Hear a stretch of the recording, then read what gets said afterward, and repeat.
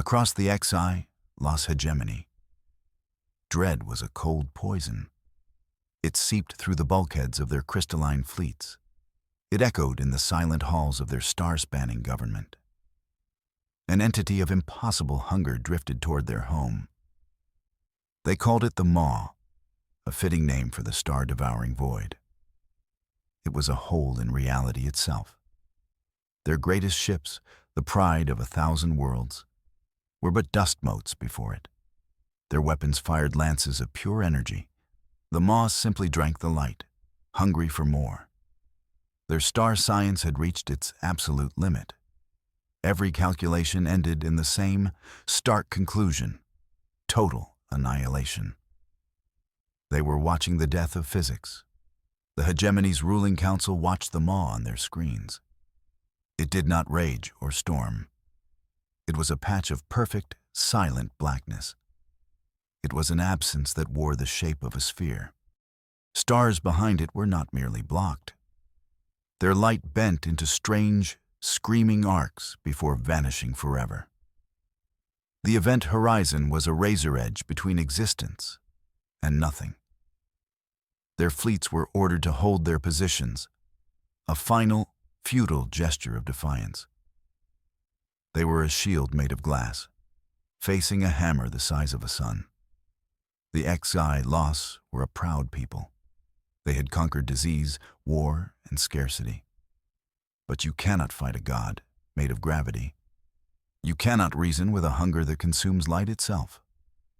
Deep within the capital world of Z, Los Prime, an old archivist, ignored the panic. R. Chivist K. Len was ancient, even by Z, Los standards. His multifaceted eyes had seen empires rise and crumble. He worked in the Great Archive, a repository of forgotten truths. He believed the answer to the past could solve the future. While others looked to the stars in terror, he looked to dusty data crystals. He searched for whispers of the impossible, legends the star science of his people had dismissed. He found a fragment, a myth from a precursor race. It spoke of a time before physics was law, a time when reality was more suggestible. The legend mentioned a language of creation, a series of sounds that could command existence. The text was maddeningly vague. It called the speakers the First Ones. It claimed they could weave new stars with a word. They could unmake suns with a single phrase. K, Len's assistants, thought him mad, chasing fairy tales while a black hole bore down on them. But K, Len saw a pattern, a thread of truth in the fabric of myth. He cross-referenced the myth with star charts. He linked it to unexplained energy signatures from bygone eras. The stories were not just stories. They were history, misunderstood and distorted by time. He felt a surge of hope. It was a terrifying, fragile thing. He was close to an answer that defied everything his people thought they knew. K? Len's search led him down a cold, dark path. The First Ones, the speakers of this miracle language, were gone. They had vanished from the galaxy eons ago. All evidence of their civilization was scoured clean. It was as if reality itself had tried to forget them. The language of creation was a dead language. The last hope of the sea, Los, seemed to die with them. But one final data shard held a secret. It was a quarantine record from a forgotten war. It detailed the study of a primitive species, a species that showed a terrifying, latent potential. They were an echo of the First Ones. The shard contained a single chilling entry, a species called humanity. The final speaker of the lost tongue was not a godlike being. It was not a creature of energy and light. It was a biological specimen, preserved in a stasis pod for millennia, taken from a small, muddy world the archives called Earth. The Xi, Los, had forgotten they even had you. You were a relic of a forgotten age, the last human, the last hope. You do not know any of this. Your world is a silent, dreamless ocean of non-time. You are floating in a darkness deeper than space. There is no thought. There is no feeling. There is only the long, patient hum of machinery. A machine that has kept you breathing for 10,000 years. You were someone once. You had a name, a life, a family. You walked under a yellow sun and a blue sky. You felt rain on your skin. You laughed at things that were funny. You were a person. Now, you are only a potential. A sleeping key to a lock no one has seen for ages. The stasis field was designed for perfection. It halted every biological process. It stopped the slow decay of cells. It froze you between one heartbeat and the next. You have not aged a single second. While galaxies spun and civilizations rose and fell, you slept. The last dream you had is still waiting for its end. You are the universe's best-kept secret. Then, a jolt. A feeling returns to you. It is the feeling of falling. The silent hum of the stasis field changes its pitch. It becomes a shriek of protesting metal. Alarms blare in a language you do not know. Red lights flash against your closed eyelids. The long sleep is over. You are being awakened. A wave of cold washes over you. The suspension gel drains away from your pod. Your lungs burn, demanding air for the first time in millennia. You gasp, a raw, painful sound. Your eyes flutter open. The world is a blur of polished chrome and blindingly white light. You are weak, so incredibly weak. Figures stand over you. They are tall and thin. Their bodies seem to be made of a shifting, crystalline substance. Light refracts through them, creating dazzling, confusing patterns. They have too many arms. Their faces are a collection of smooth facets and glowing nodes. They are aliens. And they are looking at you with something you recognize across any species: desperation. One of them speaks. Its voice is a series of soft, melodic chimes. A small device on its chest translates the sound into your own language. The English is strangely archaic. "Do not be alarmed, last human," the voice says. "We mean you no harm. We have brought you back for a reason. Our people are facing extinction." You try to sit up, but your muscles scream in protest.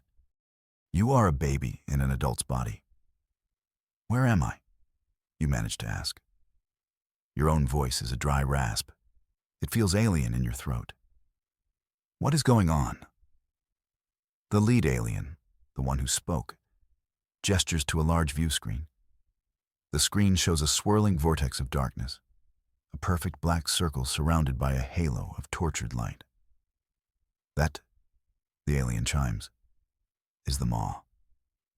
It is a singularity, and it is going to consume our star system. You stare at the image. It makes no sense. You feel a deep, primal wrongness looking at it. But the rest of their story sounds like a fever dream. You have been asleep for a very long time, the alien continues. Your species is gone. You are the last one. And you are our only hope. You just shake your head. This has to be a dream. A very strange, very detailed dream. You laugh. It's a weak, wheezing sound. "You have the wrong person," you say. "I am not a hero. I was a librarian." It seems absurd to even say it. Your old life feels like a story you read once, not one you lived. A librarian. What could they possibly want with a librarian? The alien, who you learn is named K, Len, seems to undulate with patience. Your former profession is irrelevant. It is your blood, your ancestry. You are a descendant of the first ones. Your species held the power to shape reality. They spoke the language of physics itself. You stare at him. Then you look at your own hands. They seem pale and ordinary. You're telling me I'm some kind of space wizard? You ask. Because I arrange books for a living? That seems like a bit of a stretch. K, Len's crystalline form shifts. A low chime emanates from him. The translator says it is a sigh. The concept is difficult. We know. Our own science dismisses it as myth. Then let's stick with your science, you reply. Because your myth sounds like a good way for everyone to die. I'm just a human. I can't talk a black hole into leaving you alone. That's not how gravity works. You feel a surge of frustration. They pulled you out of oblivion for a fantasy. They woke you up just to watch a new world die. The proof they offered was not a weapon or a ship. It was a small, smooth stone. K, Lin, the ancient archivist, held it out in one of his multi-jointed hands. The stone was utterly black. On its surface was a single, glowing white symbol. It was a complex lattice of lines and curves. It seemed to shift and move, even while staying still. Look at it. K, Len chimed. Let your mind perceive it. Do not try to understand, just see. You looked. You felt foolish. It was just a weird drawing on a rock. But the longer you stared, the more the symbol seemed to pull at you. It resonated with something deep inside your mind. Something older than memory. A sound formed on your lips. It was not a word you knew. It was a syllable of immense weight and power. It felt like it was being dredged up from the bottom of your soul. Ro, you whispered. The sound was quiet, almost inaudible. But the effect was instantaneous. The very air around you buckled. A shimmer of heatless light enveloped your hand. The chrome walls of the medical bay seemed to stretch and warp. A low hum filled the room, a note of pure, resonant energy. The Xi lost took a step back. Their crystalline bodies flashed with colors you interpreted as shock and awe. The stone in K. Len's hand now glowed with a brilliant white light. The symbol was burning. The shimmering energy faded. The low hum vanished. The air was still again. You stared at your hand. It was just a hand. But you had felt it. A river of power, flowing through you for a single, breathtaking moment. You had commanded reality to shimmer. It was a small thing, an impossible thing, and it changed everything. The story was true. The truth was not a comfort. It was a physical weight. It settled on your shoulders, heavy as a mountain. You were not just the last human. You were the last echo of a forgotten cosmic power. The Xi Los looked at you now with a mixture of reverence and terror. You were their living god, their only weapon, their final desperate prayer. You looked at K, Len.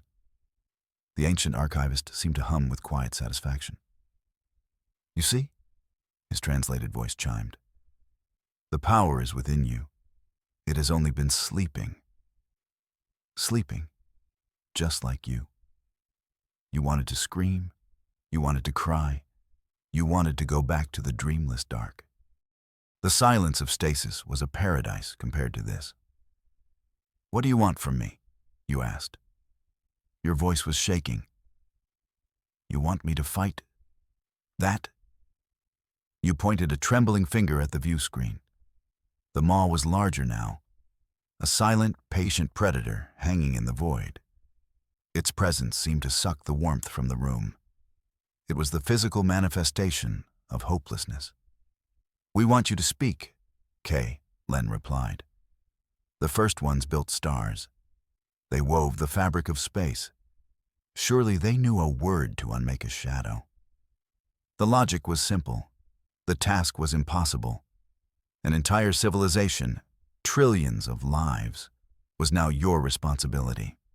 You, the librarian from a forgotten mud ball. It was the universe's cruelest joke. Your lessons began immediately. There was no time to waste. K. Len became your teacher. He brought you more of the strange stones. Each held a different symbol. Each symbol corresponded to a word of power. Your mind was a dry sponge, soaking up a language it was born to know. The words came to you with an eerie familiarity. The first word you learned to control was kesh. It meant cohesion, or to bind. You whispered it at a cup of water. The liquid instantly solidified into a perfect, crystalline sphere. It hovered in the air, shimmering. You spoke the word again, and it collapsed back into a splash of water. It was terrifying, and a little bit fun. Then came lumos, the word for light. You spoke it, and a mote of pure, warm light appeared in your palm.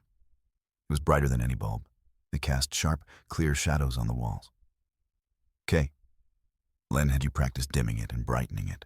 You learned to shape it, from a soft glow to a cutting beam. For a moment, you forgot the crushing weight of your task. You were just a kid with a new toy. A very, very dangerous toy. But the lessons were not all fun and games. Each word took a toll. Speaking them left you feeling drained. Your head would pound, your muscles would ache.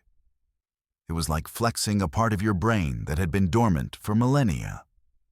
K. Len explained that you were not creating energy. You were borrowing it from the universe itself. You were a conduit for the fundamental forces of existence, and the universe always demanded a price. The Maw did not wait for you to finish your studies. It drifted into the HFY lost system with an unnerving grace. It passed the orbit of the outermost planet. The gas giant, a world larger than Jupiter, was torn apart, not in a fiery explosion, but in a silent, horrifying unraveling. Its atmosphere was siphoned away in glowing streams. Its core was crushed into nothingness. The gravitational effects were felt across the system. The orbits of the inner worlds began to decay. Tides of rock and magma swept across their surfaces. On Kuzi, Los Prime, the ground shuddered constantly. The sky was filled with the strange, distorted light of stars bent around the Maw's edge. Hope began to curdle into a grim acceptance of the end. The sea, Lost Fleet, once a symbol of power, now looked like toys. They held their formation, a final line of defense, but they did not fire. What was the point of shooting at a hole in the universe? Their ships were buffeted by gravity waves. Alarms shrieked on 1,000 bridges. The crews could only watch as their doom approached. There was nothing their technology could do. The people of the hegemony looked to the heavens. They saw the approaching darkness. They saw the warped and dying light of their own sun. They knew the end was not just near. It was here. Their mighty civilization, a beacon in the galaxy for thousands of years, was about to be extinguished, snuffed out like a candle in a void. Their final moments had come. They took you to the bridge of the flagship. The ship was called the Inn, Dom, I, Tus, a name that meant unconquered. It felt like a sad joke now. The bridge was a vast, circular room. Its ceiling was a dome of clear crystal, showing the starfield outside. And dominating that view was the Maw. It was huge, a gaping mouth of perfect black. The crew of the Inn, Dom, I, Tus worked at their stations. They were silent, focused. Their multifaceted eyes darted across glowing displays. But their movements were tinged with fatalism. They were performing their duties until the very end. The high command of the Psi, Los Hegemony, was there. They stood in a silent semicircle. They all turned to look at you as you entered. You walked to the center of the bridge. You felt small, insignificant, a primitive creature in a temple of doomed gods. K. Len was beside you. His crystalline form seemed to offer a quiet strength. The time is now. His translated voice chimed, soft but clear. They are all listening. The universe is listening. You looked out at the maw. It filled your vision. It was not just an absence of light. It was an absence of everything. Space, time, hope. It was the antithesis of life. You took a deep breath. The air on the bridge was cold and sterile. You could feel the vibrations of the ship's engines through the soles of your feet. You closed your eyes and searched for the words. You opened your mouth to speak. Your throat was dry. All your practice, all your lessons, felt like a child's game now. This was real. You focused on the word force shield or barrier. A word of protection. Aegis, you whispered. The sound was swallowed by the silence of the bridge. For a moment, nothing happened. Then, the universe groaned. A shimmering wall of force erupted into existence. It stretched out from the flagship, expanding in a perfect dome. It was vast, large enough to shield the entire HFY fleet. The shield was woven from pure light and solidified space. It glowed with a soft, ethereal blue. The bent starlight from the maw crashed against it. Ripples of cosmic energy spread across its surface. On the bridge, the crew stared in stunned silence. Their instruments, which had been screaming with gravitational warnings, suddenly fell silent. The shield was holding. It was actually holding. A cheer, a series of high-pitched chimes, erupted from the HFY crew. It was a sound of pure, unadulterated relief. You had given them a reprieve. You had given them hope. But the strain on you was immense. The word was a conduit. You were the channel through which this impossible power flowed. It felt like a star was being born inside your skull. Every nerve ending was on fire. You could feel the colossal gravity of the maw pressing against your shield. It was a silent, relentless pressure, a battle of will against the ultimate force of nature. The black hole did not have a mind. It did not have malice. It was simply a fundamental law of the universe. And your words were breaking that law. The universe did not like its laws being broken. Reality itself seemed to push back against you. The air around you grew thick and heavy. The blue light of your shield flickered. It is fighting you. Kay. Len chimed, his voice tight with concern. The strain is too great. You cannot maintain the shield forever. You knew he was right. Your vision was starting to tunnel. Black spots danced in front of your eyes. The roar in your head was deafening. The shield was a temporary solution, a bandage on a mortal wound. You could not defend against the maw. You had to end it.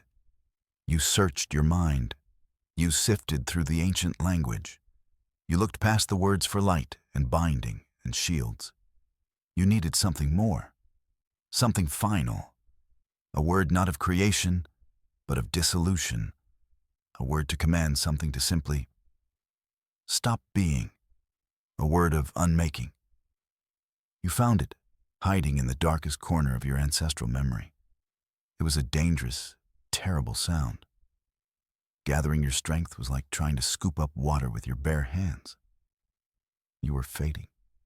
The power was threatening to consume you.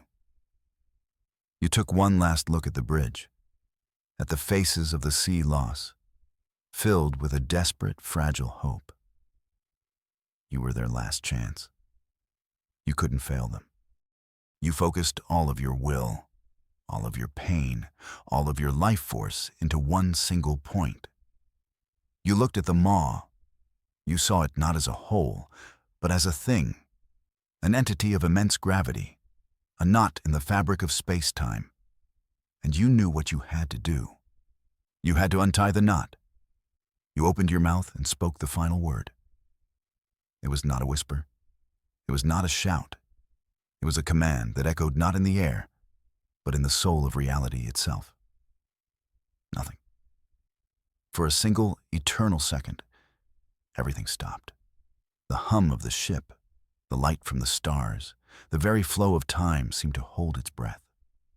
The maw, the great, star-devouring void, flickered. The perfect black of its center wavered like a reflection in disturbed water. The bent light around its edge straightened. The knot was unraveling. Then, with a silent, final implosion of physics, it was gone. Not exploded, not faded. It simply ceased to exist. One moment it was there, a scar on the face of the cosmos. The next, the view on the screen was just a serene, peaceful starfield. The threatening darkness was replaced by the gentle, distant light of ancient suns. The silence on the bridge was absolute. No one moved, no one breathed. The HFY lost crew stared at their screens. All the warning signs were gone. The gravitational distortions had vanished. The fleet was safe. The planet was safe. You had done it. You had spoken a word and erased a black hole. You felt the last of your strength leave you. Your knees buckled and you collapsed to the floor. The last thing you heard before darkness took you was the sound of 1,000,000,000,000 souls breathing a collective sigh of relief, an echo of silence in a universe you had just saved.